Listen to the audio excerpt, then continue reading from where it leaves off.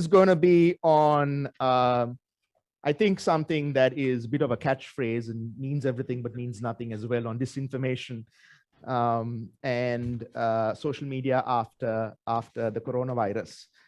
A lot of you would have read about the infodemic, the digital equivalent, if you will, of the biological virus. And the purpose of this is to bring two world-renowned speakers. Zeynep, who's hopefully going to join us from the United States, has been one of the most prolific writers on coronavirus in the Atlantic and many other platforms. And you're with Beijing Normal now, or? Yes, I've yet to arrive. Maybe you use a mic. Sorry. Yeah. I'm yet to arrive in China, but yes, I am now working for BNU. It turns out that moving countries and changing jobs in a pandemic is not the best idea in the world. Yeah, who knew? So maybe we go with you with some brief remark. Oh, okay, brilliant. So we have, yeah. So I mean, you can go first, and Zeynep, if you can hear me, you can. Zeynep. I can hear you, of course. Okay, yeah, okay, all right, awesome. So you can start. Excellent. Yeah. So I'm actually going to talk a little bit about non-social media to start off with, because when I was thinking about this conference, I was trying to look for examples to talk about. And last week, I was thinking very much about Naomi Wolf, given that Naomi Wolf has a very interesting social media presence and is a very nice example of someone who has gone from having what appeared to be quite sensible concerns maybe back in March of last year to believing in time-traveling nanoparticles, not particles, particles being developed by Apple for vaccines as a software package to take over the human race. So it's a kind of interesting story about something that happened on social media over the course of a year. But then last week, we got the whole Mike Hoskins conundrum, where the Prime Minister announced that she was no longer going to appear on Mike Hoskins' morning show on a Tuesday. And a whole lot of people got really, really angry that the PM would no longer be talking to the largest audience in Auckland, and how this was a dereliction of duty. And this turned out to be a really nice way of me being able to find a way to talk about my particular speciality, which is social and standpoint epistemologies, the way in which most of the information we have about the world comes from the social networks and communities we live in. Now, these, of course, have been exemplified by what's going on in social media, because it turns out we can now find members of our own bespoke communities online very easily. But we still belong to communities in the kind of broader sense that traditional media reflects. And of course, the breakfast show in Auckland, which is listened to by largely older, cis, white people, mostly moneyed, or if they're not moneyed, they're aspirationally moneyed. They want to have lots of dosh.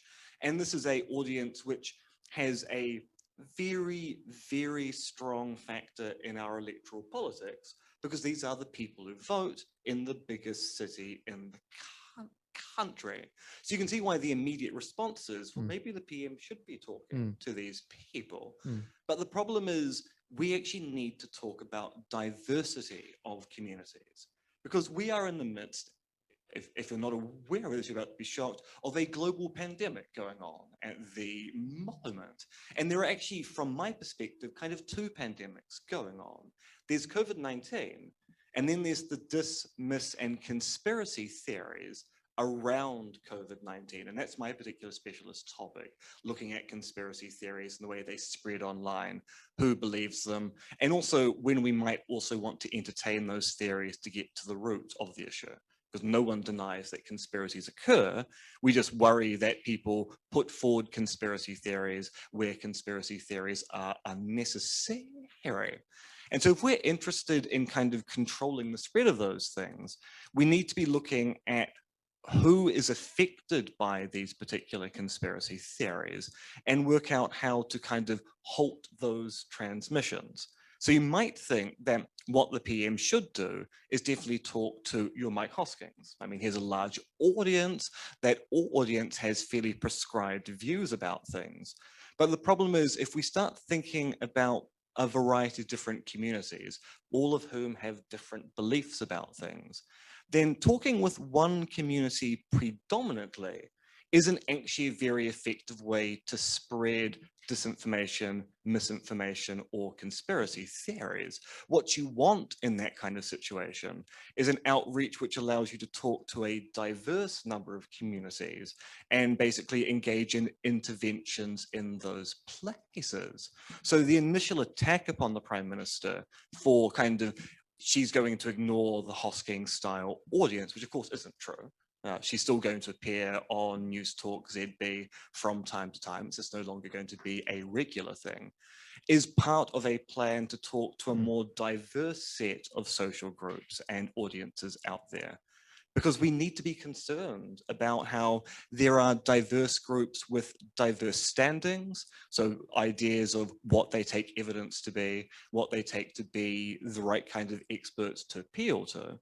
And in those situations, we want to be able to intervene in the diverse sets rather than say the monolithic or homogeneous sets you find with, say, Mike Hosking style audience. Very good. So with those opening statements, Zeynep, if you're still with us. Of course I am. Would technology ever fail us? Okay, brilliant. Okay. She is behind. Oh, hey. I'm a giant face right behind you guys. Which is not very helpful. I apologize for being a giant face. No, and I apologize for showing my posterior to you, at least in this room. So Zeynep, fantastic that you could join us. Of course. Thank you for making the time as well. And you have around 10 minutes to give us the lay of the land as you see it. So that was a great introduction because I'm going to talk about the other side of the problem. It just fits very well with what's already been said, so I'm not going to repeat any of that. And the thing is the broader context in which we are going through this. So for example, after a lot of criticism over a whole year of a pandemic, basically, Facebook has decided to try to be very proactive in culling health misinformation, especially as it comes to vaccination and COVID-19, right? So on the one hand, and we'll get to it probably in question and answer, there are specific ways in which Facebook's algorithmic amplification and recommender systems and its group affordances, the way groups have operated, have amplified a lot of vaccine misinformation, especially by making sure that people who are into one kind of conspiracy would be recommended vaccine misinformation conspiracies. Yep. Like if you were into JFK conspiracies, you would get recommended vaccine misinformation groups, even before the pandemic, partly because Facebook's machine learning algorithms seem to have figured out what social scientists have taken decades to laboriously document, in that people prone to one kind of this kind of thinking, which is almost like scientific thinking gone awry, right? You're curious about something, but you don't have the guardrails and you go down this sort of conspiracy land. So there's all these contributions it has made, which were all negative. Fine. And then finally it says, all right, you know, this is pandemic, it's big, it's real, it's taken a lot of criticism. So it starts moving towards some definitions on what it's going to ban, not just amplified, that it's not going to allow at all on the platform. So I'm like really eager, I want to read this. So immediately, one of the first things I realized is they would probably have to ban everything I wrote for the first 6 months of the pandemic, along with a good chunk of the New York Times, the Washington Post, and everybody else, because they had declared that everything not approved by the World Health Organization was now misinformation. Now, that doesn't work, partly because there was a lot of things that were not approved by the World Health Organization back then that have later been approved by the World Health Organization. And some of these things happened in a way that's way beyond what you could argue as science evolved. I think it was more like the World Health Organization was beyond the times. So it needed to be challenged and pushed. You know, thousands of experts signed letters, some of the leading experts in the world signed letters saying, could you please acknowledge aerosol transmission? I wrote articles saying you have to recommend masks, not just for the sick, because there's no way for that kind of stigmatizing thing to work, especially when you have pre-symptomatic transmission. People don't even know if they're sick and there's not enough testing. So the World Health Organization needed challenging. But if you decide the World Health Organization's current moment is frozen in time as whatever is outside of it is as misinformation, like, so what is then misinformation, health misinformation? If you decide that, and plus they had certain sort of claims, like the claim that there were vaccine trials without placebo would be considered misinformation. And I'm like, I know one, at least in the UK, a comparison, like mix and match comparison trial that has no placebo. So it wasn't even like correct. I say this to say what a thorny problem it is, because the moment they do decide they're going to draw a line, we go back to the same problem. Who on earth draws that line? And I'm giving deliberately sort of a provocative example because it would have been disastrous if we weren't allowed to criticize and push the World Health Organization as, you know, sort of as a scientific community. But on the other hand, everybody thinks they're Galileo, even if they're cranks, right? Or just grifters or misinformation peddlers or Naomi Wolf, right? She thinks she's being very smart and asking tough questions. So it can't just be like, I'm the one that is allowed to challenge these people and nobody else is. So it comes back to a question that I think is really unanswered yet, in which not just where do we draw those lines, but who has the legitimacy to draw those lines, which is the sticking point in that, like, I think there's sort of broad agreement with health misinformation that there are lines that are dangerous to amplify. Like there are these sort of convincing people not to vaccinate in the middle of a global pandemic based on made up stuff is a threat to people. And the stuff that Naomi Wolf is literally spewing, because that's the right word, is nonsense. On the other hand, Facebook unilaterally declaring itself to be the authority immediately runs into both their reference, and plus they don't even like keep track of the trials enough to know what's out there. So they're clearly not, they don't have the proper resources to go into it, which goes back to what would the proper resources look like? And it would look like something that would probably break their business model, right? Because they either have to refer to the World Health Organization or some outside authority that's not them, that they don't have to pay for, or they have to both pay for and create some sort of oversight committee that can look into all of this so that they don't make basic errors. So you're just basically saying that Facebook would have to create this giant sort of parallel workforce and then look into all of those things. Right. So what I'm highlighting is that the sort of the misinformation epidemic comes along at a time where our trusted institutions that would normally rely on to give us those guidelines have lost trust themselves. We can't outsource these to fact checkers very often because people don't trust the fact checkers. And that's the key problem. If you don't trust the fact checkers, and in the United States, at least, that's the problem, is that when you put fact-checking links on it, it starts just backfiring, partly because people think of fact-checking as a political intervention. And then you get attacks against the fact-checkers, right? And then you're back to square one, because now you got fact-checkers trying to fact-check the fact-checkers, and sort of this endless polarization. So part of it is we can't easily solve this. And part of it is maybe we're looking at the wrong place, in the sense that maybe the fight also needs to include how do we convince people to our trusted authorities? How do we fix the parts outside of Facebook? And how do we wrestle away from Facebook this claim that it's the legitimate authority to draw those lines? And we constantly find ourselves kind of pleading with the referees to, so to speak, to move the line here or there, and try to create like a world in which that's more in sync with the world as it is, in which information flows are going to be relatively difficult to control, but mechanisms of amplification can be assessed, along with a careful sort of reconfiguring of how do we win this battle in this battle space that we are probably not going to be able to stuff back into the wherever, like some nostalgic past. Plus, I would really urge people to watch some documentaries from the 60s and 70s on how medical science was presented. It was guys in white coats, and they made these big pronouncements, and we were supposed to just shut up and listen to what they said.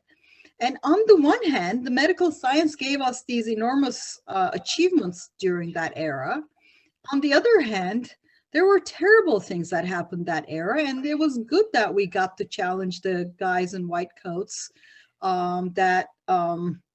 And if you just look at the history of how hard it was to convince even the medical establishment that smoking caused cancer, it wasn't just the tobacco companies. Zeynep, on that point, I'm sorry to interrupt you. You know, Yes. I wanted to pose a question to both MNU and then maybe open it up to the plenary. Yes. I think you've raised a number of important points, but if I may draw a leitmotif between the two of you in terms of what you've highlighted as conspiracy theories, you know, these don't occur in a vacuum. And what is a conspiracy theory in Sri Lanka is very different to what it is here, but it does respond to the need of the people who subscribe to, follow, search out these theories to feel a sense of belonging, sense of meaning, answer questions they may have, which they don't get from the kinds of institutional collapse and frameworks that are absent that Zeynep talked about.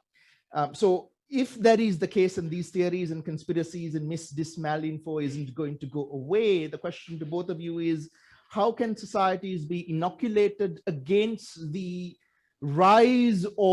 inexorable rise, in a sense, of these new media information ecologies and information disorders?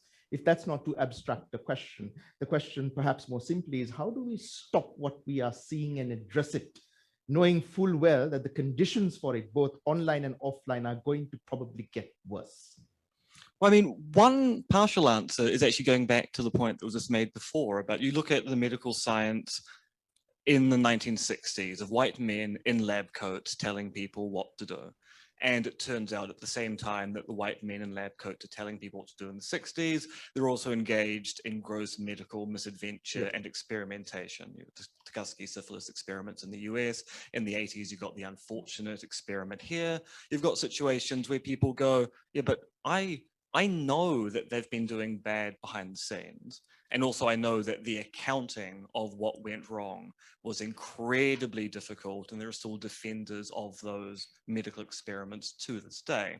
So when you start telling me that I've got to get a vaccine or I've got to do this thing, then there's a kind of prior probability calculus going on with a lot of people who are going, no, but I know these bad things occur. So we have to find a way to communicate with those communities. We can't simply go, the evidence says, because the evidence says doesn't work. People judge evidence and expertise with respect to the standings in their own communities. Yep. So we need to communicate with those communities, work out how they're organized, and work out what kind of, to use the medicalized term, what kind of interventions can we engage in there, but also being very cautious of the fact that if we start talking about making interventions on communities we don't like openly, then they're going to think that we are rightfully conspiring against them. Yep. Zeynep? So, I mean, honestly, I hate to do this, but I don't have an answer.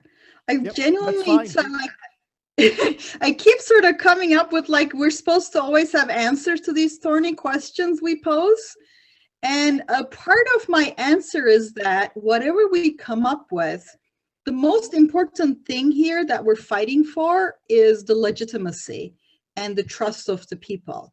So since that's the case, like, the question isn't like what I would like or where I would like to draw the line. The question is, what is the process by which we draw those lines, or who do we appoint to draw those lines? So I'm less concerned in some sense in what exactly gets designated as misinformation, but whatever we agree on, if it is not something that has happened through a process of legitimacy and trust, I don't think it matters, even if it's the perfect answer. Like everything here is perfectly, scientific and actual intra-science disagreement, and everything over there is crankery. Like even if I could magically draw that line, Yep. like that's not, or Mark Zuckerberg or anyone else.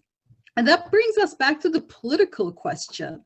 And I think a big chunk of our misinformation problems are a reflection of the fact that we got these digital sort of explosions happen exactly at a time when our politics around the world have been suffering in different ways from the challenges and sort of the transformation that the polity went on, both good, like expanding constituencies, expanding representation, but also pushback and lack of accountability. So however we kind of get around some of the technical problems, we're keep going to go back to the political process by which we come up with answers, even if they're imperfect answers, even if they fail once and we try again, we iterate. I think like those are less important than finally starting the process of like bringing this back into democratic politics, rather than something we've all done, which is plead with big tech companies to do this or that because there's an emergency.